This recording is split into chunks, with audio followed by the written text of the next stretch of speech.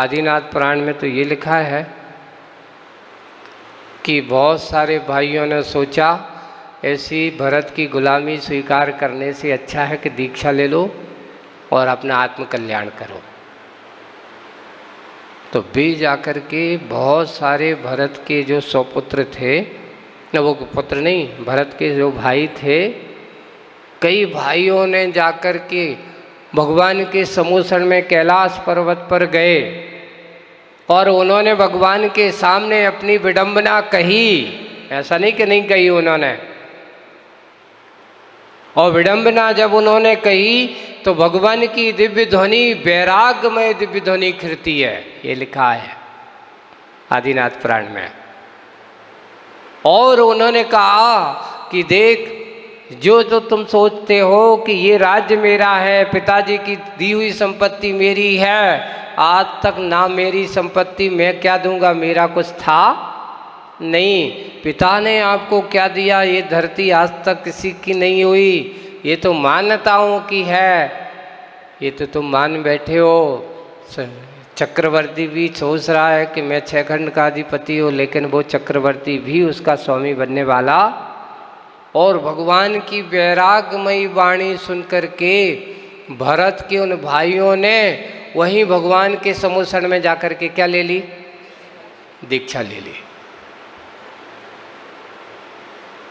लेकिन उन्होंने भरत की अधीनता स्वीकार नहीं की। भाई भरत, तुम्हारी धरती, तुम अगर अधिकार समझते हो तो तुम जानो, तुम सोच लो, मैं तो अपना इस संसार से अब कोई नाता नहीं है। और वे वृषभसेन आदि जो भरत के जो भाई थे, उन्होंने जाकर के भगवान के चरणों में जाकर के दीक्षा ले ली। और दीक्षा लेने के बाद प्रथम गणधर बनने का सौभाग्य किसको मिला? भरत चक्रवर्ती को नहीं मिला। उनके छोटे भाई, जिसका नाम क्या था, वृषभसेन, पहले गणधर, प्रथम गणधर बनने का सौभाग्य किसको मिला? ऐसे 84 गणधर हुए। कितने गणधर हुए? वृषभसेन आदि 84 गणधर। ये सारे के सारे महाराज वही पुत्र हुए होंगे। तो इसके बारे में जो नाम मिलते हैं वो नाम उसमें अधिकतः ऋषभदेव भगवान के पुत्रों का ही नाम आता है। तो महाराज ऐसा तो नहीं कि मोक्ष मार्ग में कई परिवारवाद चल गया हो।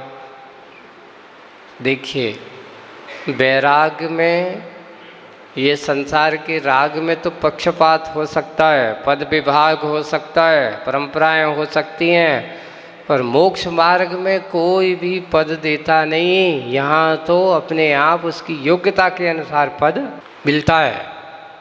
इसलिए भगवान ने गणधर नहीं बनाया था कि तुम कहो कि आदिनाथ भगवान ने कह दिया तुम मेरे गणधर हो। नहीं, वो अपनी योग्यता के अनुसार जैसे ही दीक्षा लेती हैं और दीक्षा लेकर के उनकी साधना, उनकी तपस्या के फल से उनको उस प्रकार की रिद्धियाँ संपन्नता हुई और वो जाकर के भगवान की वाणी को झेलने के लायक बने। तो प्रथम गणधर का नाम था वृषभसेन। सबने जाकर के जब दीक्षा ले ली और ऐसे पूरे के पूरे 84 गणधर हुए। और इधर जब भाइयों को, बहुत सारे भाइयों को दीक्षा देखते हुए देखा तो बहनें भी पीछे हटने वाली थोड़ी थी, क्योंकि उनने भी पहले ही संकल्प कर लिया था कि मैं भी संसार के मोह माया के जाल में फंसने वाली नहीं है। तो उनके ऐसी बहुत सारी ब्राह्मी सुंदरी आदि ऐसी करीब करीब उनका लिखा है, उसमें संख्या दी है कि आदिनाथ ब्राह्मी सुंदरी आदि पूरे के पूरे कितने, पूरी आरिका 3,50,000 यानी 3.5 लाख आरिकाएँ ने। अब सोचो, हैं 35,000 नहीं, इस पे लिखा है, हाँ 35,000, सॉरी 35,000 आरिकाओं ने ऐसी पूरे ब्राह्मी सुंदरी आदि कितनी 35,000 इस प्रकार ऐसी आरिकाएं उनकी बनी। और श्रावक श्राविकाओं की संख्या कितनी है? तो उनने कहा है 3 लाख श्रावक थे तो 5 लाख श्राविकाएं थीं भगवान के समुद्र में। कितने थे? श्रावक कम श्राविका, वो तो आज की नहीं, अनादिकालीन परंपरा है, आज भी वही दशा है। श्रावक संख्या कितनी है? 3 है, तो उनसे 3 दोगुनी श्राविकाएँ मिलेंगी। तो इससे कह रहा है कि भाई ऐसा क्यों? कई लोग आकर पूछते हैं महाराज महिलाओं की संख्या हर जगह ज़्यादा क्यों? तो भाई ये नहीं है, ये गुणगत विशेषता है। धर्म की बात को सुनने वाले और समझने वाले, धर्म को धारण करने वाले, इनकी संख्या इसलिए ज़्यादा है क्योंकि इनको धर्म की ज़्यादा ज़रूरत है। इनको किसकी ज़्यादा ज़रूरत है? क्योंकि इनको इस पर्याय से मुक्ति मिलना है। अगर इस पर्याय से मुक्ति प्राप्त करना है तो एक माध्यम अगर कोई है तो वो है धर्म ही है। बाकी और दुनिया की कोई भी चीज़ तुम्हारे लिए इस पर्याय से मुक्ति नहीं दिला सकती। संसार के साधनों से तुम्हें कभी मुक्ति नहीं मिल सकती। मुक्ति मिलेगी तो भगवान के धर्म आराधना से, तत्व चिंतन से, आत्म कल्याण की भावना जगाने से ही होगी। इसलिए इतने सारी महिलाएं, 5 लाख श्राविकाएं, 3 लाख श्रावक, 35,000 आरिकाएं और 4,000 मुनि। कितने? 4,000 मुनि हैं, 84 गणधर हैं, वृषभसेन जिसके पहले हैं। तो ऐसे भगवान के समुद्र में वे सबके सब जाकर के दीक्षा ले लेते हैं। तो प्राय कर सारे के सारे इक्ष्वाकु वंश के हैं। भगवान का परिवार इतना बड़ा था, है ना, इतने बड़ा, और बड़े होने के बाद अब तो और अभी तो भाइयों का नंबर लगा है, अभी नाती पोतों का नंबर तो आना दो। अब उसके बाद नाती पोता भी आएंगे, भरत चक्रवर्ती के पुत्र भी आएंगे, और भी ऐसे 923 जीव आएंगे। जो सोचिए कौन सी पर्याय से उस निगोज से निकल करके गिजाई की पर्याय, गिजाई की पर्याय से फिर भरत चक्रवर्ती के पुत्र, भरत चक्रवर्ती के पुत्र के बाद सीधे 8 वर्ष के बाद मुनि बन करके सीधे मोक्ष भी जाएंगे। ये परंपराएं हैं, ये इस प्रकार के मोक्ष की अवधारणाएं हैं। अवधारणा नहीं है, ये वास्तविक रूप से अंतरंग विकास की परिणतियाँ हैं। कब कहाँ कैसे किस जीव को कौन से वैराग की परिणति बैठती है, कब कोई भरोसा नहीं है। तो इधर चक्र रत्न आ गया, अंदर नहीं जा रहा है। पता चला कि बहुत बाहुबली और सभी भाई अब की आधीनता स्वीकार नहीं करेंगे। तो जाकर के दूत को वहाँ भेजा गया। दूत सबसे पहले किसके पास गया? बाहुबली के पास, और भी भाइयों के पास। तो सबने कहा कि ठीक है, मैं भगवान के दर्शन करके वहाँ पर समाधान करके आता हूँ। और वो गए भगवान के वहाँ समाधान करने कि मैं क्या करूँ, उनकी अधीनता स्वीकार करूँ कि नहीं करूँ। लेकिन भगवान की जब वाणी सुनी तो उनका समाधान ऐसा हुआ कि लौट के वापस आए नहीं। सबके सब वहीं पर दीक्षित हो जाते हैं।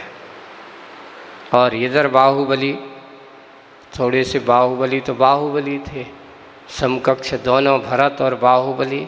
यहाँ तक कि शरीर से देखा जाए उम्र में छोटे बड़े हो सकते हैं, पर शरीर से तो 25 धनुष और बड़े हैं। यहाँ 500 धनुष की अवगाना है भरत की, तो बाहुबली की कितनी है? 525। वो भी कहते हैं कि अब मैं भी पीछे हटने वाला। दूत जैसे ही पहुंचा, उसने जाकर के या चक्रवर्ती का समाचार दिया। और उसने जैसे ही बाहुबली ने उस दूत के बड़े अच्छे से विवरण, इतना अच्छा चित्रण किया गया है इसमें, और उसमें जब पढ़ते हैं तो ऐसा लगता है कि देखो कभी कभार जब अहंकार वाली बात आ जाती है सामने तो भाई भाई का दुश्मन कैसे बनता है।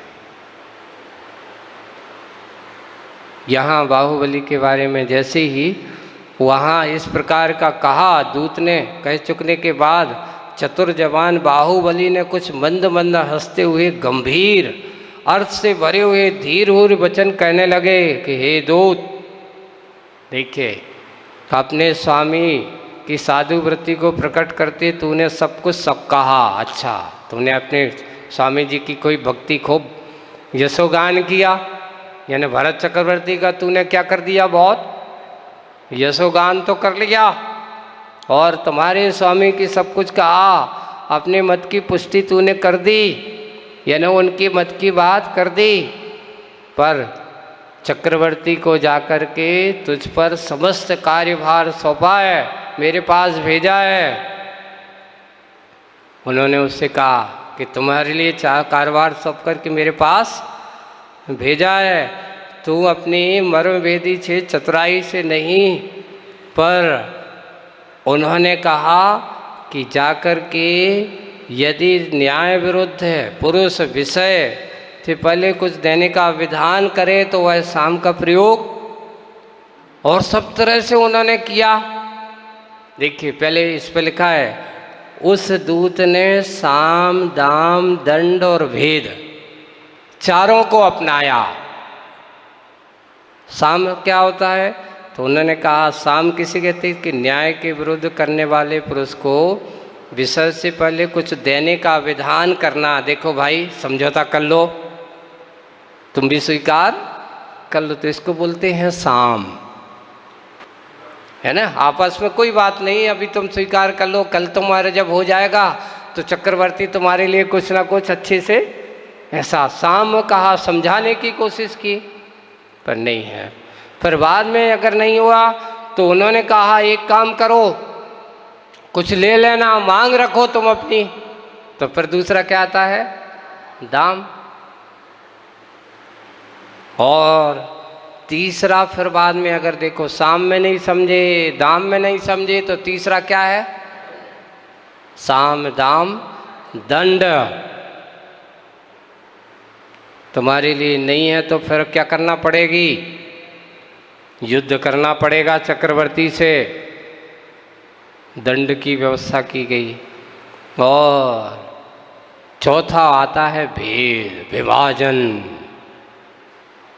क्योंकि अब जब दंड के बाद भी अगर तुम नहीं मानोगे तो अब तुम्हारे लिए क्या करना है, यहाँ से देश निकाला, तुम्हारे लिए यहाँ से बाहर कर दिया जाएगा। भेद की नीति को भी अपनाया जाएगा। इसलिए अभी से सोच लो।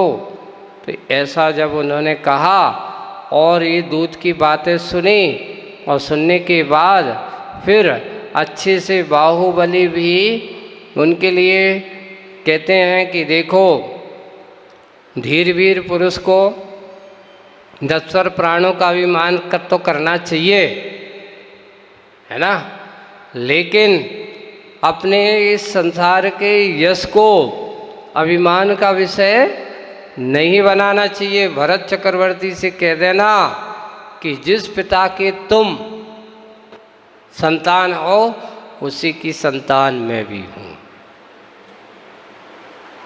तुम्हारा जो राज्य था है तो मेरा भी अपना पिता का दिया हुआ राज्य है, इसलिए मुझे किसी प्रकार का क्या ना दें। बिल्कुल एक बहुत अच्छी बात लिखी, देखो बाहुबली गुस्से में आकर के कहते हैं, तो एक उपमा यहाँ अलंकार देगी। तो उन्होंने कहा जिस प्रकार भिक्षु चक्र धारण करके भिक्षा मांगता हुआ, यहाँ लिखा अतिशय दीनता को प्राप्त होता है, उसी प्रकार चक्रवर्ती की वृत्ति को धारण करके भिक्षा के समान वसूल करता हुआ तेरा स्वामी भरत पूरे 6 खंड को क्या करके आया है? तेरा स्वामी भरत ऐसा शब्द दिया है। ऐसे तेरा स्वामी भरत तेरे द्वार पर दीनता की परम सीमा को प्राप्त कर गया है क्या? ऐसे जो मेरे पास आया है, मेरे पास मुझसे मांगने के लिए आया है। तो फिर बाद में कहते अवश्य वह भरत अपने पिता श्री वृषभदेव द्वारा दी हुई पृथ्वी को छीनना चाहता है, तो इस लोभी प्रत्याख्यानी तिरस्कार करने के सिवा और कोई दूसरा उपाय मैं उसकी अधीनता को स्वीकार करने वाला नहीं हूँ। इसलिए हे दूत, पिताजी के द्वारा दी हुई यह हमारी कुल की पृथ्वी भरत के लिए भाई की स्त्री के समान है। भरत के लिए कैसी है? जैसे भाई की स्त्री होती ना, कि वो उसकी अपने बड़े बुजुर्ग के समान होती है, क्योंकि मुझे पिता ने दी हुई है, इसलिए भरत के लिए स्त्री के समान है। अब उसे लेना चाहता है, तो तेरे स्वामी को क्या लज्जा नहीं आती? ये शब्द, ओहो, आपको ऐसा लेना चाहता है कि ये तो सोच रहा है कि अपनी भरत की अपने यानी भाई की पत्नी को लेना चाह रहा है। ऐसा कहते हुए ये दूत तू हमारा संदेश रहे और वचन ले जा और जा कर के भैरव से कह दे कि अब तो हम दोनों जो कुछ होना होगा वही होगा, युद्ध की भीड़ में ही निर्णय होगा। और ऐसा आदेश लेकर के वापिस कहाँ पहुँचा? भरत जी के पास दूत को भेज दिया गया और भरत जी के पास दूत जाएगा, जाकर के समाचार देगा, और जैसे ही समाचार सुनेगा तो भरत जी का भी फिर क्या होगा? वचन, आगे की बात क्या होगा आगे अपन देखेंगे। इतना ही कि इतना है कि इसमें ये जो प्रसंग है आदिनाथ भगवान का, भरत बाहुबली का वैराग्य का प्रसंग है। पहले देखिए दोनों भाई आपस में इतने अपने आप को जो साथ पढ़े, साथ खेले, साथ कुछ सब कुछ किया पिता के साथ, लेकिन अब बड़े हो जाने के बाद क्या होता है? यही संसार की वस्तु स्थिति है। बड़े हो जाने के बाद तुम कहो भाई भाई मेरा बन कहेगा, कोई भरोसा नहीं है। अगर बना है तो समझ लेना बहुत उसका पुण्य कर्म का उदय है कि आज तुम्हारा भाई तुम्हारे साथ मिल कर के कंधे से कंधा मिला कर के तुम्हारा साथ दे रहा है। इतना ही आज का, आगे की बात अपन करेंगे बाद में। बोलिए आचार्य गुरुवर श्री विद्यासागर जी महाराज।